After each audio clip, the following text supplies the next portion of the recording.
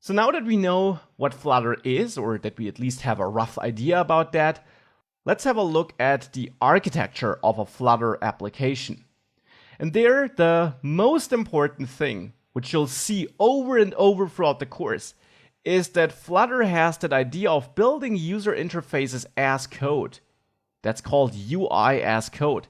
You build a widget tree in your Flutter apps, and I'll come back to that in a second. In the end, the idea is that you will have no visual drag and drop editor for adding buttons or text inputs to your screens to what the user sees. Instead, you'll work only in code. We'll write everything in code, and whilst this might sound intimidating at first, you will see that Flutter has a really nice approach for that, which makes creating interfaces with this UI as code approach a breeze.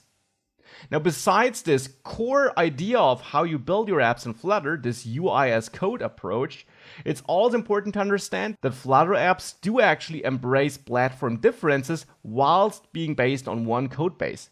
So we work in one project, but we will still have the ability to create different user interfaces at some points or in some parts of our app if we need it for the different platforms. Because Android and iOS are not exactly the same. They're not just for different phones, they do have some small differences. And sometimes it doesn't matter to you, but if it does, Flutter gives you the tools to find out on which platform you're running, so that if you're on Android, you can execute code A, and if you're on iOS, you can execute code B. So Flutter gives you the full flexibility there. Now let's first of all have a look at that widget thing again. In Flutter, everything's a widget. That's important to understand. If you had an app that looks like this, then this is a bunch of widgets. For example, here, the app bar at the top with the tabs in there, that's one huge widget with a lot of smaller widgets in there. And all these elements on the screen are just widgets in the end. You build your entire screen, your entire app from such widgets. Actually, the whole page is a widget, and even the whole app is wrapped in one main widget. And a widget, as you will see throughout this course, is really just a code snippet, an instruction you place in your code. Something like, please render a button here. That's a widget. It'll be as simple as that. And your entire app is therefore built as a widget tree. You have this root widget, which is your app itself. Then you might have different screens there. On the different screens, you have different sections, and in there you might have text inputs, text outputs, buttons, tabs, drop-downs. And a widget might hold other widgets. For example, your tabs widget might hold individual tab widgets. But thinking about this in an abstract way can be really difficult, and therefore for now, just keep that term widget tree in mind. We'll have a look at how this works and how this looks, and we'll actually write all the code for that together throughout the course. Now, this UI as code concept is also important. If you had an application that looks like this here, then, as I mentioned earlier, you don't build it by dragging and dropping elements into a visual editor.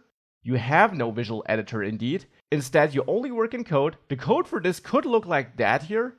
And here you already get a brief preview at how these widgets work and how you structure your entire app with the help of these widgets, how you configure your app with these widgets. And as you can see, even without understanding that code, that probably doesn't look too difficult. In the end, here we just have a bunch of instructions on what should get rendered on the screen and how the different things are related. And of course, you'll learn all about that throughout the course. So this is an extremely straightforward way of building your app, and I will introduce you to this approach carefully, step by step. We'll build our apps from scratch, and I will introduce you to the core widgets and how they work together step by step in this course. Now, this one code base thing or concept is also important to understand. In the end, you will have a bunch of Dart files in your project, and these will make up your application, and you build an Android and an iOS app based on that one project. But as I mentioned, if you need to, you can still find out on which platform you are running and then render different content based on that platform. So these are the core Flutter ideas. Again, if they're not 100% clear at this point, that's normal. We just started. We'll of course use all these features and go through all these features step by step as we progress through the course.